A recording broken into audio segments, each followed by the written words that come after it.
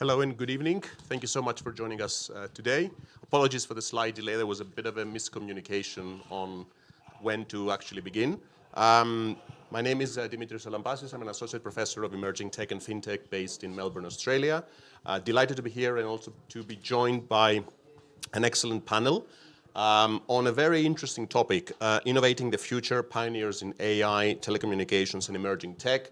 And this particular panel, it's really timely and very critical because it touches upon some really interesting challenges and changes that the industry is being faced nowadays, and also the disruptive power of emerging tech is also very fundamentally reshaping the way we live, work and connect. We're going to be working around three key areas: AI and digital intelligence, telecommunications and emerging tech, and each of the panel members will share their insights, especially in relation to their setting, but then we're also going to open it up to more of a discussion in relation to a number of topics. So maybe I'll ask each of the panel members just to say one sentence about yourselves, and then we'll kick off. And you will also share about you just in a moment. Thank you. CAMILLE MERRE, impact maker, entrepreneur, B2C, B2B, and SDG. I mean, we're all wearing the pin for the SDGs for good and building tech for good. Aline Dambricourt, co-founder and CEO of AtriaGem Labs. It's a tech company, B2B, technology, so company B2B for the jewelry, watches, and the retail industry. Okay, so thanks for having us here. So I'm Guilherme Martinez Aurora. I'm the AI and Robotics Program Officer at the International Telecommunication Union. It's the United Nations Specialized Agency for Digital Technologies.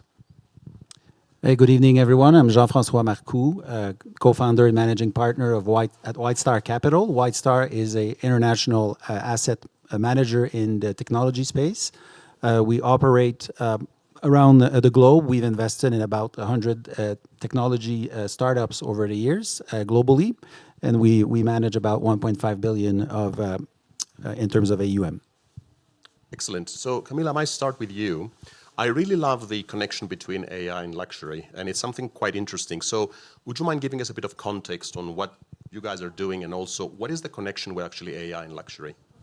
Thank you for that question. So Aline is my co-founder, but also mother, and we are women-led two companies. The first one, Jewelry, Camille Louise Jewelry, where we always embed technology when it's coming out, so from the NFTs to metaverse, and then blockchain, digital product passport, and now the buzzword, of course, AI. So we understood that there was a demand more as a micro-brand, e-commerce, only pre-orders. We said, how can we scale our impact? We're recognized as Friends of the Gold House, and as well of the Watch and Jewelry Initiative, which we just joined as the smallest brand. And then we decided with Aline, how can we scale our impact? How can we serve not just our brand, but globally and the industry, having worked 10 years in the watch and jewelry industry, also as an innovation manager at Cartier. And we built AtriaGem Labs. We are releasing and announcing today AI ring sizer, because today 60% of the jewelry that are bought is rings. We have a 743 billion of returns only from retail. That's data from the NRF. 50% of the gold is used by the watch and jewelry industry in the world. That's quite a lot for a niche market, but is making billions. So we said, well, let's build that technology. We have a chief AI officer who has also 6 USPTO patents, as we are non-tech founders, but we are accompanied, and we built that prototype where you make a small video of your hand for 15 seconds, you get your ring size, you can save it. It will also automatically convert in your ring size in the US or Europe or Japan, and you get your ring then shipped afterwards. Because there's so much waste. People send like physical sizers, or if you have a connected ring, you get that box that is shipped, excess inventory, excess of materials. We need to consume more responsibly, and we've built that tech and that tool, which we're very proud of, and we launched today. And we believe that technology is really a lever for impact, and we want to engage with those small, medium, and enterprise brands to showcase that technology can advance from optimization, from supply chain, from trends prediction, and supply chain prediction. Thank you. And out of curiosity, do you think the adoption of AI in the context of luxury, is it going to make it more inclusive to more people? Or is it because it's such a aspirational context, it might lose this kind of exclusivity? Today, we're really in an attention-based economy. You're giving out your time, let it be on social media, on films. When you're engaging with a brand, 60%, that's a data survey from the WEF 2022, 60% of the new generation, they want brands to engage with them unless they will be not interested anymore or they will go to a competitor of your brand, across industries. So I think today it's really about hyper-personalization. With our size ID tool, which will scale for bracelet and necklaces, you're able to personalize not only from physical characteristics, skin tones, the size of your fingers, when it's hot, when it's warm. I mean, this is of course niche, but you're able to implement to that person when you have the touch point. 50% of the sales of luxury, that's from Bain & Co, are made, the first touch point is online. And you got to personalize that touch point because you have nowhere else to be able to catch the clients because it's, they create an account or not and you don't know where, you only know where you ship the jewelry. So it's really about having that hyper-personalization. Of course, the data, so we collect our own data, so it's not biased, but it's true, it's all about having that quality data that you can use afterwards. AI, so for the supply chain, like I mentioned, for the prediction of supply, but also front-end consumer. Hyper-personalization and attention is what you need if you want to have that next-gen consumer buy the product you're selling. I might move to Jean-Francois, if you allow me. So there is a big discussion in relation to the role of investments, which is quite fundamental, I must say, in the context of emerging tech. So I wanted your views on what kind of trends do you see? What is the context of where does investment fit in the overall value chain? And also, do you see more narratives moving around supporting technology startups, or is it more still the big companies that are driving this kind of innovations? No, we at White Star definitely see a lot of innovation coming from the startups, and in many geographies. I would say that in spaces like enterprise Gen AI or robotics, there's lots of interesting products. We see lots of software and hardware being shipped globally. I have to admit that what we do for our work is we look at early signs of customer adoption, and we also look at staying power of products and technology. And when you look at AI, in many cases, it's a little early from an ROI standpoint. But we're excited about the technology evolving to a point where it will be exciting. The big topic in venture is around AI, and when you look at AI in our space, for the use cases that are working are three main use cases. The first one is around software development and coding, where we see productivity gains of 20 to 30%. The second one is around customer support, customer success teams using AI, and lastly, we see overall productivity tools as being successful.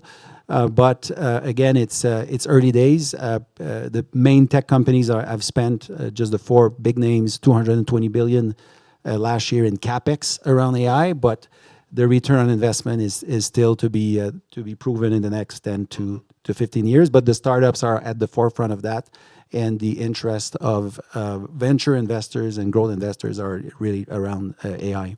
From an investment strategy point of view, do you see any new tools or AI-based new tools that can help your work and support your work further? Yeah, we're starting to do that. Of course, when it comes to making investment decisions, there are so many criteria to look at that are qualitative, that it is really hard for us to use AI and come to a full investment decision. However, a lot of our work contains repeatable task. So when it comes to looking at market research, market data, we use AI. When it comes to sourcing companies, we use AI to filter data across industries, companies, and we've started to use AI, of course, in our back office to automate tasks. But the investment decision itself, there's a lot of human input still in that, I want to say. And from an investment strategy point of view, is there also an element of looking at also the ethical considerations, the societal considerations as part of the overall approach? Yeah, absolutely. I mean, ESG due diligence is key for us at White Star and is becoming quite important across the entire industry. It is something that has been forced in the industry by the big investors and limited partners, but we have a team internally looking at all those dimensions when looking at startups, and for us it is super important and is part of the investment decision documentation and investment decision process as well at White Star. Great. Guillaume, you're working in a very, very interesting organization, which you will tell us a bit more. But when we talk about emerging tech and specifically around AI, there is a bit of a paradox on the fact that, yes, we have all these emerging tech breakthroughs, but at the same time, there is a big part of our world that doesn't have access to any of that. So is there any endeavors to bridge that kind of gap, to bring more universal connectivity? Yeah, so thanks for this question. As I was mentioning at the beginning, I work for the ITU, it's the International Telecommunication Union, and we are the United Nations Specialized Agency for Digital Technologies. Our mission is to connect the world, so like really to foster this mission of connecting the unconnected. So we do it in three main ways. The first is we're responsible for the allocation of radio spectrum and satellite orbits. We develop technical standards that underpin the technical foundations for supporting ICT growth and innovation worldwide. And finally, we support countries around the world to really raise their ICT infrastructure and innovate in their ICT infrastructure for all their population. So the ITU has been at the leading edge of artificial intelligence since 2017. We have been convening the AI for Good platform to really ensure that we don't replicate the same mistakes as happened during the, for the internet. Can you give an example of a mistake? Well, like mistakes, for example, that you still have 2.4 billion people who are still unconnected. So how are gonna all those people be able to participate in the AI revolution if they don't even have like the basic connectivity? So the ITU, our two main strategic priorities for this period 2014-2027, the strategic priorities are universal, meaningful connectivity and sustainable digital transformation. And when it comes to meaningful universal connectivity, we want to tackle this challenge of having 2.4 billion people still unconnected. This is 32% of world's population. This is 2/3 from all these people. 2/3 are from least developed countries. So as you were saying, like all the statistics show that clearly some part of the world, they are the ones lagging behind. And how does the ITU, what are the solutions? Because here we're not only here to ask about the problem, like to talk about the problems, but to propose solutions. So, for example, the ITU is working on the Partner to Connect global initiative. So the Partner to Connect is an initiative that collects pledges for companies around the world to enable internet, like in many countries. So basically, right now we are at $50 billion worth pledges, and our target is to reach $100 billion by 2030. This is one of the initiatives, Partner to Connect. We have the GIGA initiative that works to connect every single school in the world. We have connected right now 30,000 schools, and millions of students are benefiting from this right now. And another initiative that we can talk about it later is the AI Skills Coalition with other announcements to really as well, once you have the internet and once you have the connectivity, to make it meaningful. And meaningful connectivity means to provide with the tools to use internet and all digital technologies in a trusted, safe environment for all. And that's why, and that's the work of the ITU as well, like not only capacity building, but building these technical standards for all sorts of communications. So they happen and we ensure that they happen in a safe, trustworthy, and secure manner. And these global standards, that's a great point actually. Are they particularly related to a particular technology, or they cover more of an umbrella approach? Yeah, so the standards cover like multiple technologies. I mean, we have hardware, two types of standards mainly, like hardware standards, for example, fiber optic standards, and then we have like software standards. So software standards, those like might vary and might be applied into different technologies.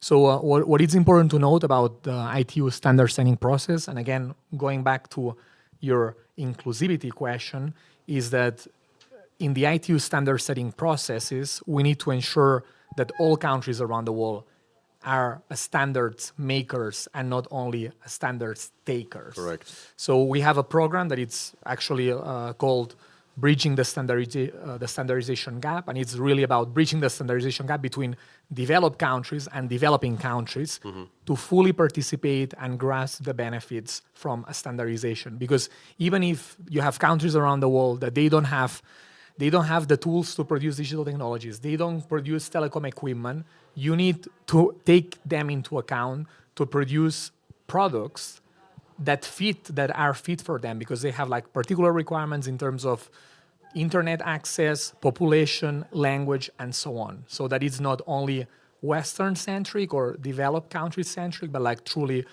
inclusive. And again, the ITU standard setting process is a contribution-driven and consensus-based process in which all decisions are taken by consensus of all the members. But so this means that if there is one single member that opposes a decision, we are not moving forward.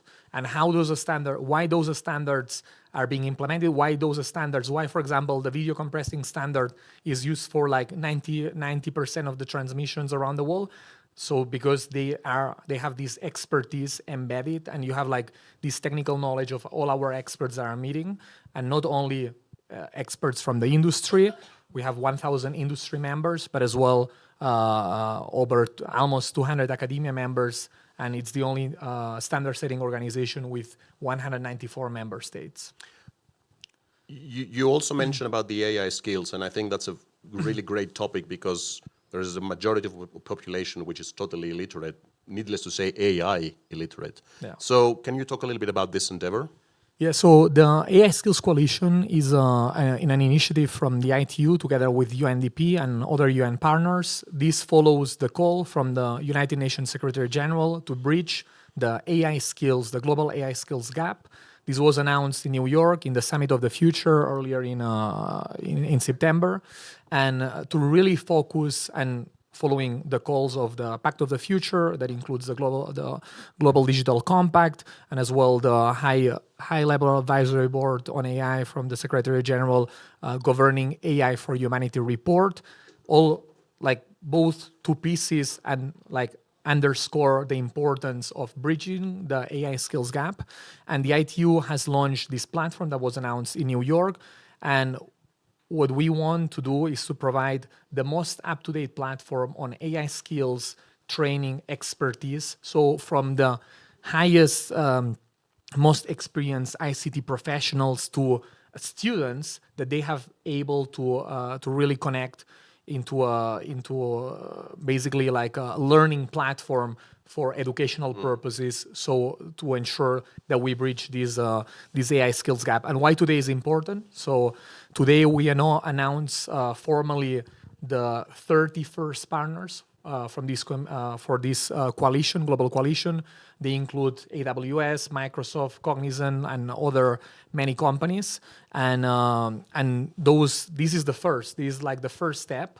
But the plan is to announce finally and to give access to this platform to the broader public at the AI for Global Summit in Geneva in July 8th to 11th of July. Excellent. Camille, when you describe the venture in the luxury setting, what I really captured is that we're moving towards immersive experiences and also hyper-personalization. So from your point of view as an entrepreneur, what kind of collaborative initiatives would you anticipate or would you like to see moving forward? Thank you for that question. Just to hop on what Guillaume said, I love that sentence, a quote from Alan Kay. If you want to build good software, you have to build the hardware. And we're seeing the acceleration from Web 1 to Web 4. Web 4, I mean, of course, thanks to tools like ChatGPT, it was easy to use. So it was, of course, if you have internet in the Western world. And then that's why it was adopted so quickly. So we're seeing not only from the hardware with the mobile adoption, where it's easy for us in the consumer and luxury industry or retail, 60% of also the consumers shop on the device, on the mobile. So that's first adoption through the hardware. And we have such a huge acceleration of the adoption that we need to accelerate as well the hardware, not only the connectivity, but how we are connected. So what we'd love to see more, I mean, we're part of the Goals House, Watches and Jury Initiative. We are launching and hopefully joining the AI Summit. So it's about, I mean, the theme of WEF as well, digital intelligence and collaboration. We need to support each other, to partner. This initiative, the Watch and Jury Initiative, it's between competitors who are joining forces and who will have open source knowledge for the industry to accelerate their impact in terms of supply chain or in terms of consumer front-facing experiences. I did my master's thesis on XR and how it enhanced the consumer experience. If it can have what would I love to do one day is have the 5 senses evolved when you're buying something or when you want to engage with a product or a person, and you're able to have the sense, the sight, the ears, the taste, the sound, and the smell. We've already seen it happen, and with AI, you can design your jewelry with the brain waves. Or I've seen that. So I think we're seeing Gen AI creating jewelry as well, but it's not as personalized because either you buy a jewelry for those big brands because you're buying it for status, but today the new generation, they're not about the status, they're about what is behind, what is the supply chain, who made that. You've seen the scandals on social media where they're boycotting one brand because they know they're not paying at the end of the supply chain, or they're not following the child labor, and I think that's what we want to see more transparency. We're also part of another consortium called Original Luxury, which is pioneering technology for transparency. And with Geneva and all those standards and NGOs, we need more private-public sector collaboration, because as a small, medium enterprise, we don't have access to the resources that the enterprise have or the governments, and it's summits like AI for Good where we're able to share that knowledge. Mm-hmm. Jean-Francois, you mentioned about the role of investments in the space of emerging tech, and particularly AI, but is there room for public-private partnerships in this particular context? Yeah, I think some of the points that Guillaume mentioned were very interesting. I think for me, the role of a government, I would say, are two. I would highlight 2 things. First, digital infrastructure, as you said, making sure that companies, startups, big governments have the right infrastructure to capture and manage data. Without data, you don't have AI. And the second one is what Camille said and you mentioned, which is making sure that we work on digital literacy with these people. And it's not only schools, it's professional training. For this, I mean, we have one example that I can bring in our portfolio, a North American-based company that specializes in upskilling people to AI and software development. So basically retraining, repurposing existing folks for that. And they're doing this in collaboration with the main actors from a government standpoint, who sometimes are subsidizing students and really driving the B2C model of our company. So so there are many things to be done, the venture space generally is backed by governments in different countries, and there's a strong alignment of you need to get involved at the grassroots with the startups and the VCs to make sure essentially that you build the next generation businesses. Right. Guillaume, I just wanted to ask you, when we talk about emerging tech, including AI, we normally focus on the economic progress in the underserved regions, but we tend to forget the societal one. So I wanted to ask you, from an ITU point of view as an international organization, is there any framework or any kind of collaborative approach you are taking to bring the stakeholders together to address this kind of societal need and societal growth? Thanks a lot for this question. So I think the framework that we are using, or like to start with the lighthouse that we're using, is the lighthouse that we have here, all of us with on our pin. So it's like the 215 like SDGs that were agreed by all the member states of the UN, and those serves us for track basically the progress on all the SDGs and how AI can be leveraged to track, like to solve many of the SDGs, but as well to track progress in some of them. So on this topic, we published together with Deloitte earlier in May last year the AI for Good impact report that shows the specific progress per each of the SDGs and per each of the SDGs sub-targets. So right now we are at 17% of the SDGs on track. The deadline 2030 is fast approaching, but AI and digital technologies can support and enable 70% of the SDGs sub-targets. So here we see clearly the potential, but how to enable the potential. So I think to enable the potential, we truly need this private-public collaboration. It's the public-private collaboration that we're trying to achieve through the AI for Good initiative. What is AI for Good? AI for Good is the leading action-oriented United Nations platform on AI, launched in 2017. It brings on board 47 UN agencies, so it's not only the ITU. The ITU leads it, but we bring the expertise of all the different UN partners to the platform. And the main objective, three main objectives. The first one is to identify trustworthy AI applications. The second one is to build AI skills and standards. And the third one is to move forward with AI governance frameworks that work for all, and not only for developed countries, but for like every single person in this humanity. Fantastic. And we're getting towards the end of the panel discussion. So I just wanted a comment from all of you.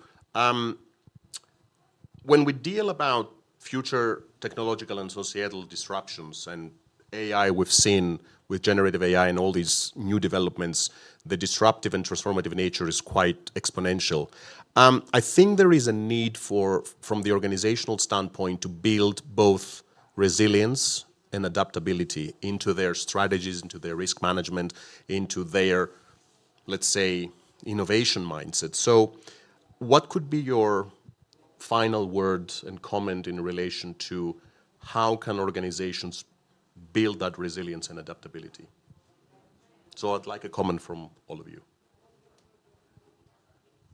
I guess from a corporate standpoint, what we like to say, we feel that big corporations have to, of course, embrace and be open to change, but also be willing to, from a procurement standpoint, to work with the startups and the smaller technology companies. So it is important that they participate and trial technologies. And this is in many even developed countries, this is a gap that we find. And again, this is sometimes it's more important to have an early customer, a pilot customer, than having even like VC capital. It's even worth more. So I would say from a corporate side, that's what that would be my final remark. Excellent.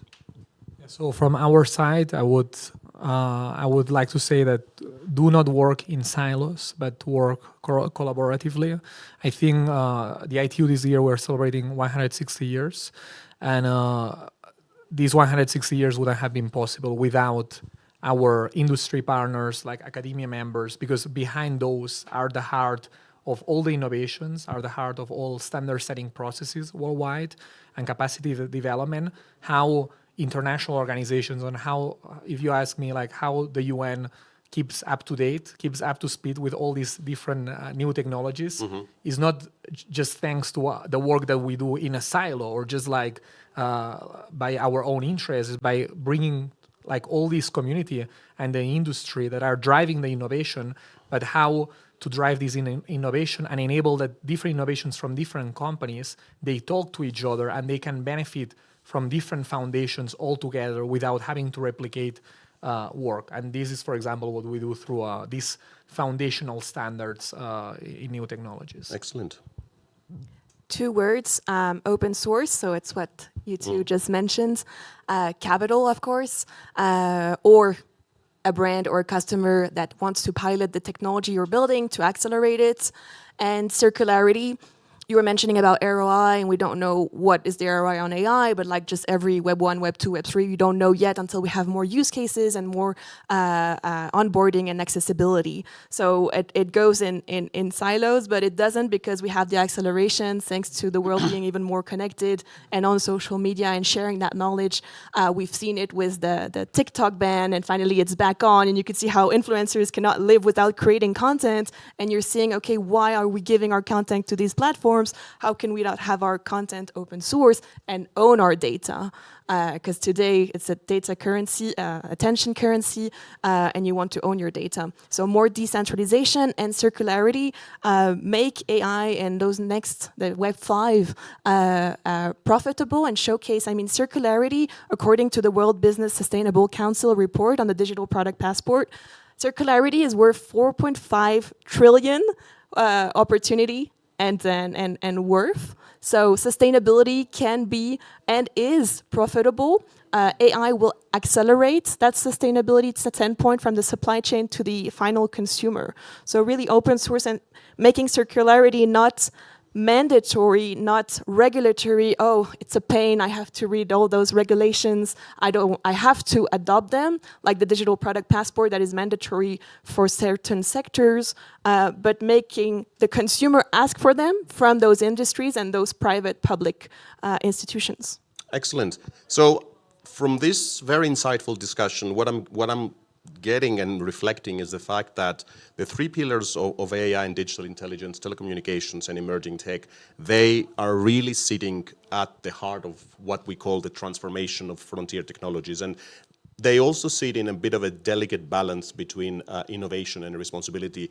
And what my final reflection from all your insights, which have been amazing, is the fact that we need to really find ways to harness emerging tech in order to create a future that is advanced and advances our economy, our society, our lives, but at the same time it has to happen in an ethical, sustainable, equitable and human-centered manner. And hopefully with your endeavors and your insights, we can make it happen in the future. So I'd like to thank you so much for joining this panel, and thank you all for staying with us. Thank you.